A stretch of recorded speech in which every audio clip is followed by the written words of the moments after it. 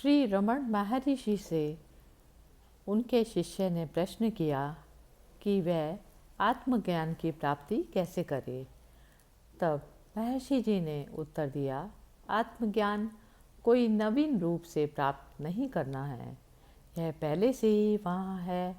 आवश्यकता केवल इस बात की है कि इस विचार से मुक्त हो जाएं कि मैंने बोध प्राप्त नहीं किया है। स्थिरता या शांति बोध है। ऐसा कोई भी क्षण नहीं है जब आत्मा अस्तित्व में ना हो। जब तक बोध होने का संदेह या अनुभव होता है, तब तक उस विचार से मुक्त होने के लिए अभ्यास की आवश्यकता है। यह आत्मा का अनात्म के साथ पहचान होने के कारण है। जब अनात्म विलुप्त हो जाता है तो केवल आत्मा रहता है। कमरे को पारदर्शी बनाने के लिए यह पर्याप्त है कि उसमें जमा जखीरा को हटा दिया जाए। कमरा कहीं बाहर से नहीं लाया जाता।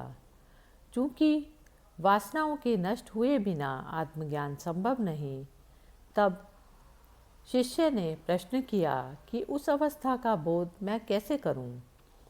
तब महर्षि जी ने उत्तर दिया, आप अभी उसी अवस्था में हैं। तब शिष्य ने पूछा कि क्या इसका अर्थ है कि आत्मा को पकड़े रहने पर वासनाएं नष्ट हो जाएंगी? तब महर्षि जी ने उत्तर दिया, आप अपने वास्तविक स्वरूप में रहें, वे स्वमेव नष्ट हो जाएंगी। तब प्रश्नकर्ता ने पूछा कि मैं आत्मा तक कैसे पहुंचूंगा? तब महर्षि जी ने उत्तर दिया, आत्मा तक पहुंचना नहीं है, आत्मा में पहुंचने का अर्थ यह होगा कि आत्मा अभी यहाँ नहीं है, बल्कि अभी उसकी प्राप्ति करनी है। जिसकी प्राप्ति होती है वह खो भी जाएगा, इसलिए वह अस्थायी होगा। जो स्थायी नहीं है उसकी प्राप्ति के लिए प्रयत्न करने का क्या महत्व है? इसलिए स्वामी जी कहते हैं, आत्मा में पहुँचा नहीं जाता, आप आत्मा हैं, आप पहले से ही वह हैं। तथ्य यह है कि आप अपनी आनंदमय अवस्था से अज्ञात हैं। अज्ञान के कारण शुद्ध आत्मा जो आनंदमय है पर एक आवरण खींच जाता है। इस अज्ञान की चादर को हटाने के लिए प्रयत्न किया जाता है, तब आत्मा प्रकाशित होता है।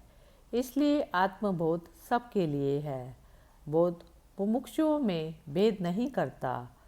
यह संदेह कि आप बोध प्राप्त कर सकते हैं या धारणा कि मैंने ज्ञान प्राप्त नहीं किया स्वमेव अवरोध है। इन अवरोधों से मुक्त हो जाएं। तब प्रश्नकर्ता ने पूछा, समाधि का क्या उपयोग है? क्या तब विचार रहते हैं?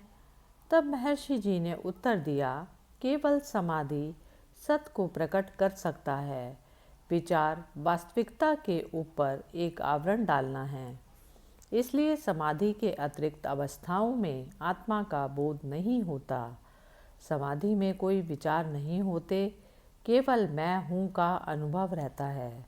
मैं हूँ का अनुभव स्थिर होना है। तब प्रश्नकर्ता ने पूछा, तब ईश्वर क्या है? तब महर्षि जी ने उत्तर दिया, आत्मा ईश्वर है, मैं हूँ ईश्वर है। यदि ईश्वर आत्मा से अलग है तो वह आत्मविहीन ईश्वर होना चाहिए, जो कि हास्यास्पद है।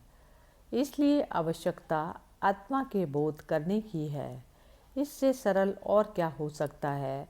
इसलिए यह आत्मविद्या की प्राप्ति सबसे अधिक सरल है।